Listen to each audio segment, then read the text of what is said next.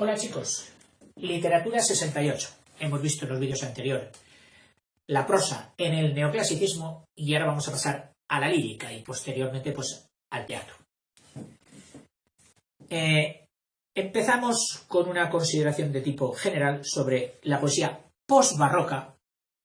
Barroca pues fue la de los Góngora, la de los Quevedo, del último barroquismo, del siglo de oro, que era siglo de oro. Pues ahora viene la posbarroca, la que viene después de lo barroco y sobre todo influido por una luz de normativa que era el señor Luzán, Luzán con su poética, diciéndoles a los demás: la poesía, no hagáis las bobadas y tonterías que hicieron en el barroquismo. No, la poesía será así. Y entonces va, ¿dónde? A los clásicos a beber, especialmente en Aristóteles. Dice: durante la primera mitad del 18, estamos el siglo no limpio, porque los movimientos ya sabéis que nunca son algo que drásticamente empiezan y drásticamente acaban, no. Empiezan como difuminados y acaban también difuminados, mezclados con los estilos anteriores y posteriores. Bueno, pero bueno, prácticamente el siglo XVIII. Entonces se empieza considerando la primera mitad, del siglo XVIII. La poesía continúa todavía dentro de la órbita del barroco. Hemos dicho, todavía la influencia, las ondas del barroco entran con la primera mitad del siglo XVIII. Como se ve en una serie de poetas, pero sí de escaso interés, es decir, ya no de esas producciones prodigiosas, sobre los que se ejerce sin apreciables resultados el influjo, pues, ¿de quién? Pues de Góngora y Quevedo. Es decir, en la primera mitad, todavía Góngora y Quevedo influyen en una serie de poetas, pero de baja producción y de baja calidad. Viene ahora aquí la poética de Ignacio de Luzán. Ignacio de Luzán, un zaragozano que nace a principios de siglo y muere pasada la primera mitad, en el 54. Esta poética se publica hacia los años 37, es decir, en pleno centro, más ya pasado, el primer cuarto del 18, marca un jalón importantísimo, un antes y un después de la evolución en la literatura española, ya que con ella se introduce en España la tendencia neoclásica. Este es el que coge los aires, que atraviesan los Pirineos, los concreta y ¡pam!, los plasma. ¿Dónde? En su libro o en su publicación Poética. Así de simple, Poética de Luzán. Su principal inspirador, es decir, hubo otro que lo había hecho antes que él, fue el italiano Muratori. Entonces, hombre, voy a hacer lo mismo que ha hecho Muratori en Italia, pero aquí en España y adaptándome a mis paisanos, a los españoles. Las ideas estéticas de la poética, que así se llama su libro, de la poética, las ideas estéticas derivan en general de las doctrinas de Aristóteles y sus comentaristas. Aristóteles y sus comentaristas. Es decir, las obras que se escribieron luego sobre Aristóteles. Pues, sin ir más lejos, y uno de los más importantes, ya entrado en nuestra era cristiana, pues Santo Tomás de Aquino. Así se afirma que la poesía ha de basarse en la imitación o fenomenología de lo universal. No, es que yo siento... no. No digas yo. No. Subjetivismo, no.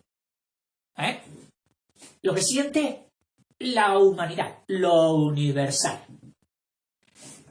Que desaparezca lo particular fuera para que mande lo universal. Y que su finalidad es la misma que la de la filosofía moral. Es decir, ha de revertir en las costumbres, en lo moral, mos moris, costumbres o moral. Ha de revertir en lo moral.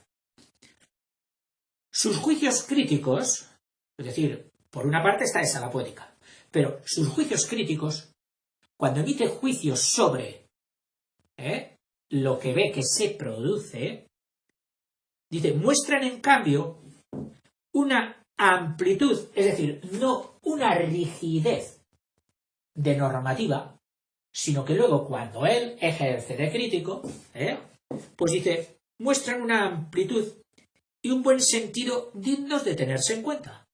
Porque, aunque ataca al siglo XVII y lo pone a parir, como decimos aquí, calificándolo como un periodo de corrupción literaria.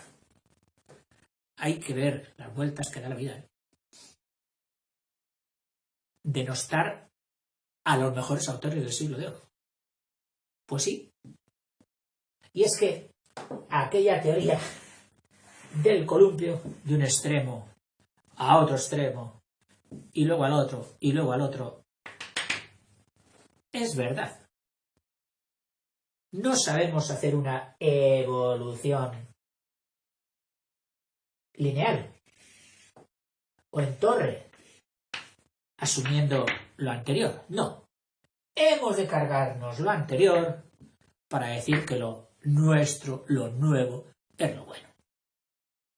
Papá, ¿qué dices? Eso está ya... lo generacional. No sabemos asentar una generación sin tirar por tierra la otra. Claro, que luego viene el columpio y sin querer te va poniendo a ti en el otro lado. ¿Por qué? Porque han venido otras personas que serán tus hijos y tus nietos que te verán a ti como tú viste a tu padre y a tus abuelos.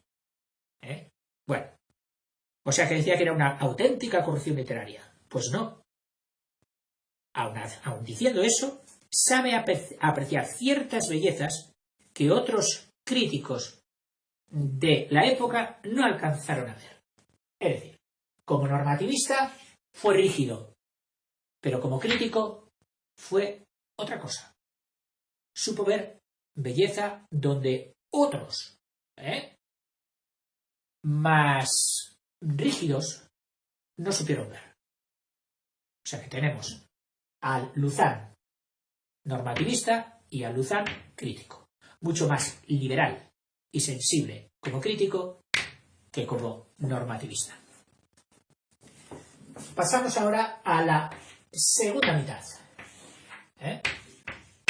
Segunda mitad del 18. Y ahí destacan un tipo de poetas que a algunos a lo mejor no les confiere ni el sueldo de poetas, que son los fabulistas.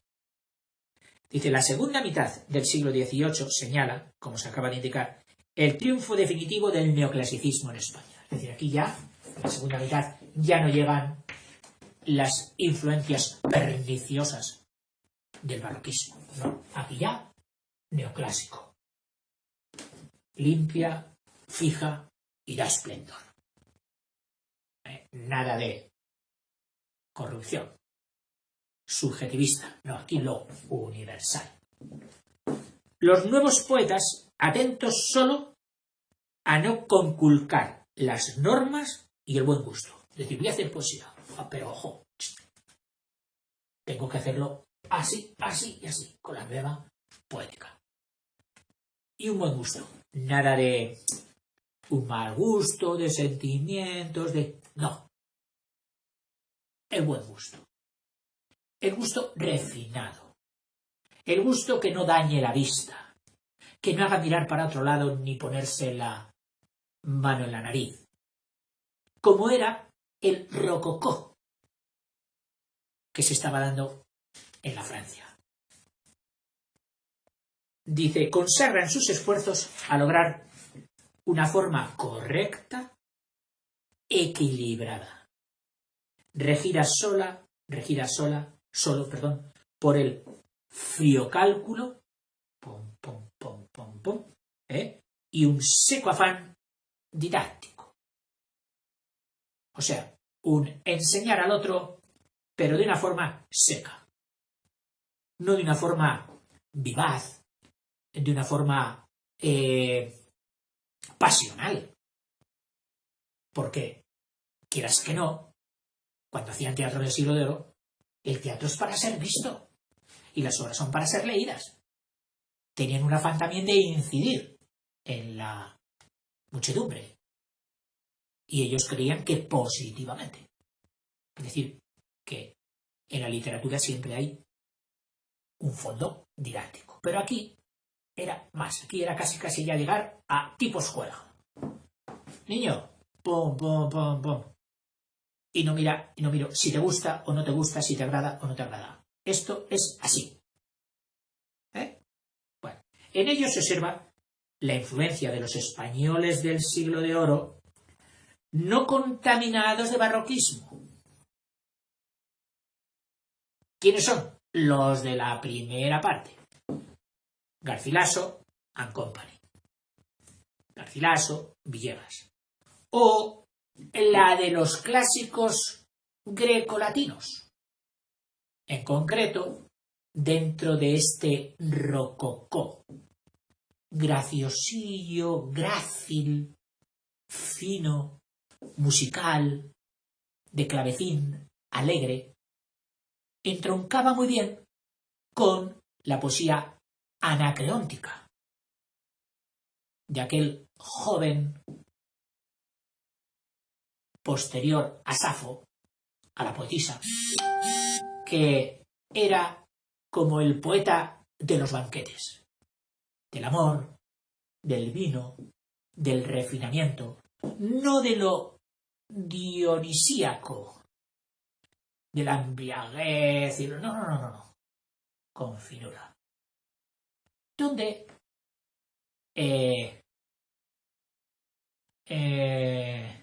se cogía el amor en todos sus platos, en el plato hetero y en el plato homo, como él, Anacreonte, lo expresó en muchas de sus producciones con una mezcla indistinta e indiscriminada en cuanto a sexos, y que también se le atribuyó a Safo, de la isla de Lesbos, que de ahí vino luego el nombre de lesbianismo,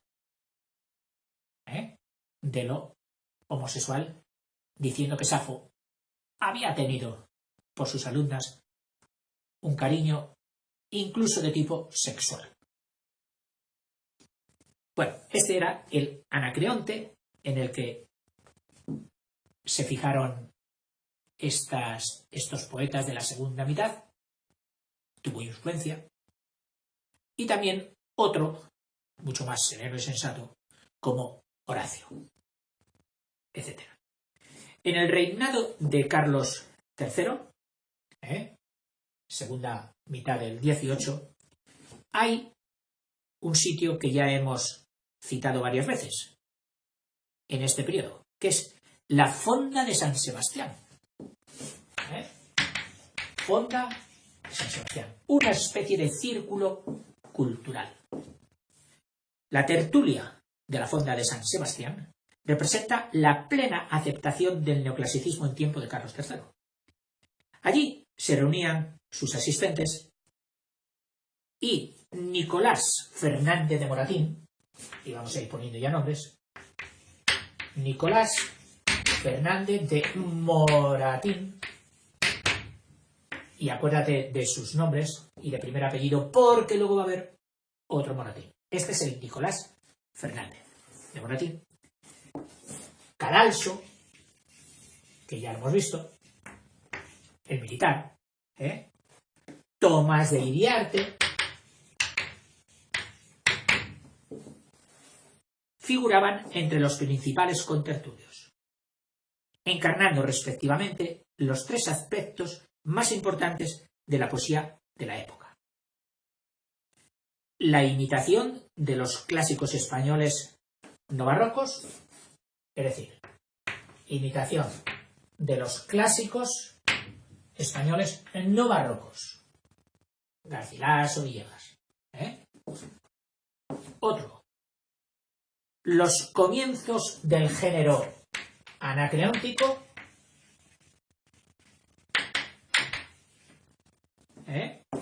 y el cultivo de la fábula. O sea, respectivamente. Los clásicos españoles no contaminados por el barroquismo, la poesía anacreóntica, a la que dedicó Cadalso alguna parte de su producción lírica, y el fabulismo de Iriarte. De los tres, es la fábula el que encuentra ahora sus máximos representantes, ya que el criterio neoclásico veía en la educación todo para el pueblo, pero sin el pueblo. Acuérdate.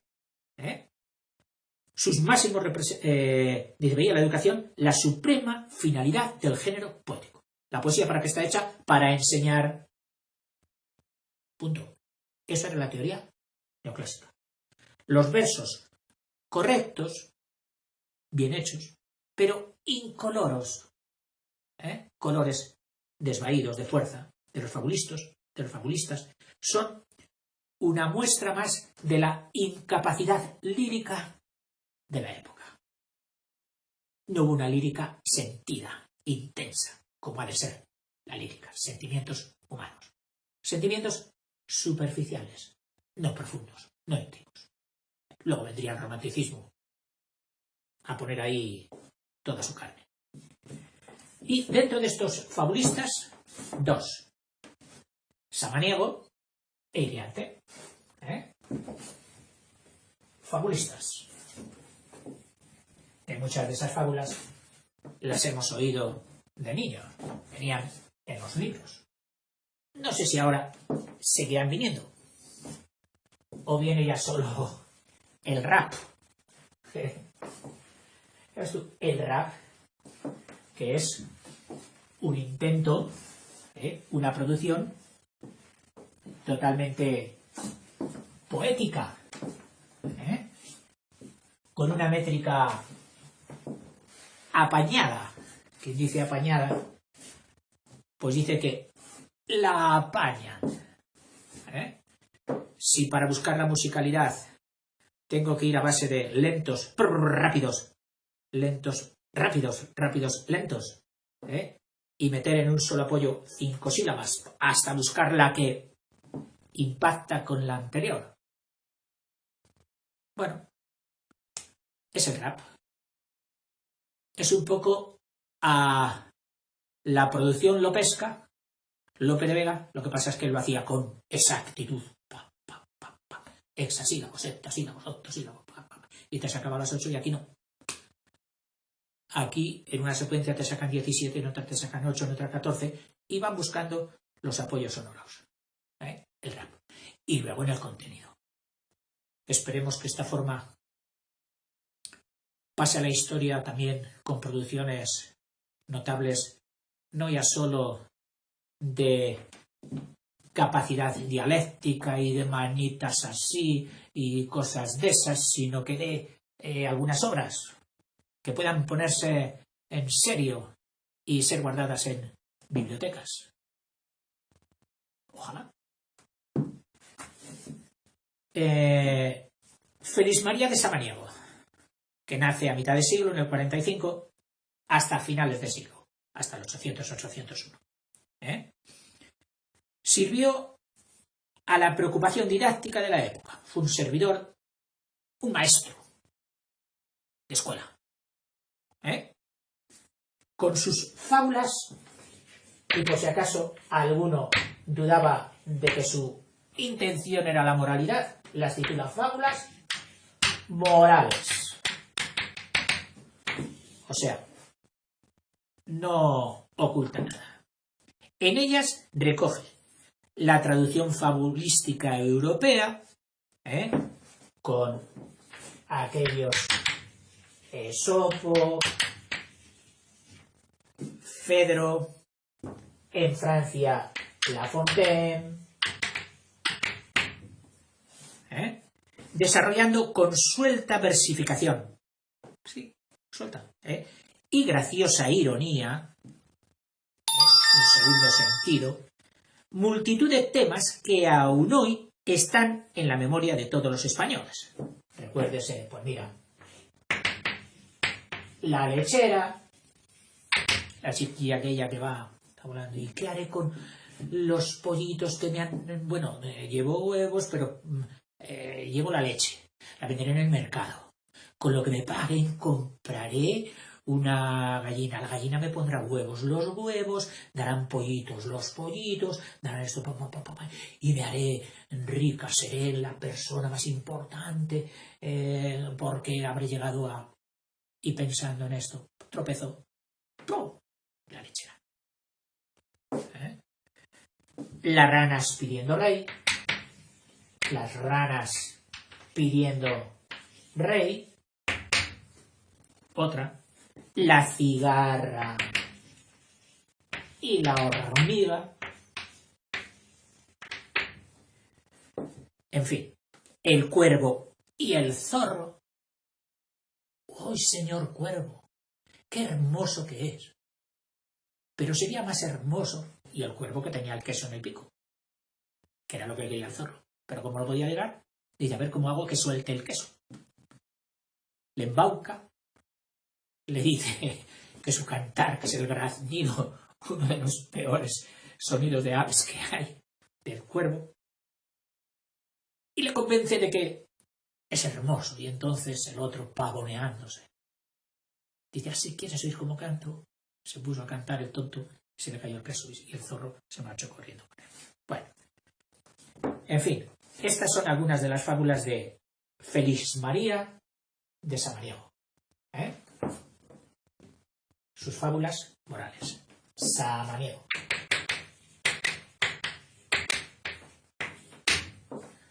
Que no sé por qué me parece que era riojano, pero no me hagas caso. Tomás de Iriarte. Este sí, mira, este nos dice que nació en Tenerife, preciosa isla del Atlántico, de las Islas Canarias. Iriarte. Aunque nació, pero luego se desplazó a Madrid y vivió allí. Su obra más importante son... No buscaban unos títulos, no. ¿Qué son estos? Pues estos son fábulas literarias. Aquel fábulas morales y este fábulas literarias. Constituye una verdadera preceptiva de orientación neoclásica. Es decir, que si tuvieras que coger algo representativo de lo neoclásico, coge las fábulas de Iriarte. Han alcanzado gran popularidad. El burro flautista, el burro flautista, el caballo y la ardilla, el caballo y la ardilla, la mona,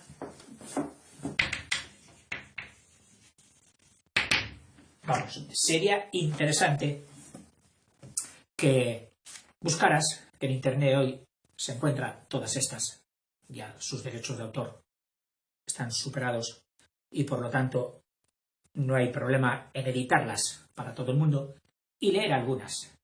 Te divertirás bastante. Y si tienes hijos pequeños, enséñales alguna, que es bueno practicar la memoria, con fábulas, con poesías, que luego siempre sirven en la vida. Porque, claro, sus enseñanzas morales siguen siendo deseables aún hoy día. Y muchas veces, sí, mira, sí, como el cuento de la lechera, etc. Juan Meléndez Valdés. Perdón. Ahora viene la Escuela Poética de Salamanca. Además de los fabulistas, en Salamanca, donde si recuerdas estuvo Cadalso, y contactó con aquellos poetas jóvenes y les metió sus inquietudes. Inquietudes que también les había metido Jovellanos. Entonces, Salamanca brilla con luz propia en esta poesía apta para el ambiente universitario, de escuela académica, que siempre fue Salamanca. Y luego también, aunque no con la misma potencia, será otro foco en Sevilla. Veremos en el próximo vídeo la Escuela de Salamanca, Escuela Poética de Salamanca.